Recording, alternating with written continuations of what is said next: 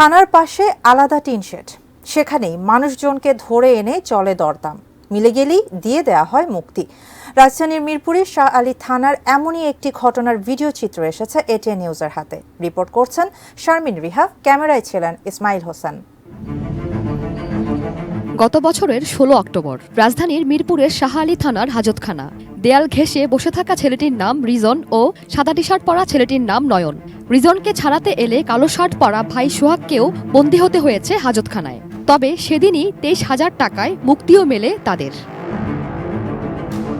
আরেকটি ভিডিও ফুটেজে দেখা যায় দুজনকে হাতকড়া পরিয়ে পুলিশের ওই একই টিম নানা রকম কথোপকথনে ব্যস্ত।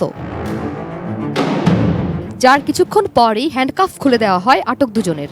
হাসি মুখে বের হয়ে যান তারা। পরে সোর্স মন্টুর সঙ্গে কানে কানে কিছু একটা বলতে দেখা যায় এএসআই বদরুজ্জামানকে। টাকা লেনদেনের একটি অডিও রেকর্ডে শাহ আলী থানার এএসআই বদরুজ্জামানকে বলতে শোনা যায়, আর কোনো টাকা দিতে হবে না কাউকে। দেখা হেরা ২৩,০০০ দিলাম, অস্বীকার করতেছে, সামনে মাইরে ছাড়াইলা নাকি ছাড়ে আমার সামনে আছে, পরে কত কইতেছি হ্যালো স্যার। হ্যাঁ স্যার, কি কয় ওই সামনে আরো ৫,০০০ টাকা পাইতেছে। না না না না না না, সরাসরি কথা বললে আমার লাগে। আমাকে কথা বললে যদি কেউ তোর যদি ১০ পয়সাও চাই দিবি না। ২৩,০০০ টাকা দেওয়ার পরও সোর্সের মাধ্যমে আরও টাকা দাবি করায় ডিএমপি হেডকোয়ার্টার্সে একটি অভিযোগ দেয় ভুক্তভোগীরা, যেখানে এসআই এমাদুল ও ২ এএসআই বদরুজ্জামান ও কামরুজ্জামানের বিরুদ্ধে মারধর ও জোর করে টাকা নেওয়ার অভিযোগ করা হয়। অনেক খোঁজাখুঁজির পর ভুক্তভোগীর দেখা পায় এটিএন নিউজ। আমার ছোট ভাই একটা চার দোকানে বসা ছিল, বসে থাকা অবস্থায় নিয়ে যায় ওরা দূরে। তো নিয়ে যাওয়ার পর আমি আলামিনকে ফোন দিই, আমার বন্ধু একটু থানায় জানতে দেখেন তোর কি বিষয় দূরে নিয়ে গেছে।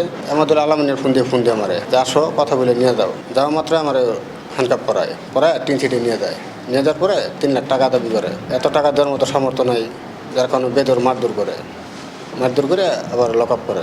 এ নিয়ে শাহ আলী থানার ওসি ক্যামেরার সামনে কথা বলতে রাজি হননি। জানান এমাদুলকে একই ধরনের অন্য একটি অভিযোগে থানা থেকে বদলি করা হয়েছে। পুলিশের মিরপুর জোনের ডিসিও কথা বলতে রাজি নন। তবে ওসিকে ডেকে দ্রুত সময়ের মধ্যে ঘটনার সত্যতা যাচাই করে ব্যবস্থা নেয়ার নির্দেশ দেন তিনি। Sharmin Riha, ATN news, Dhaka.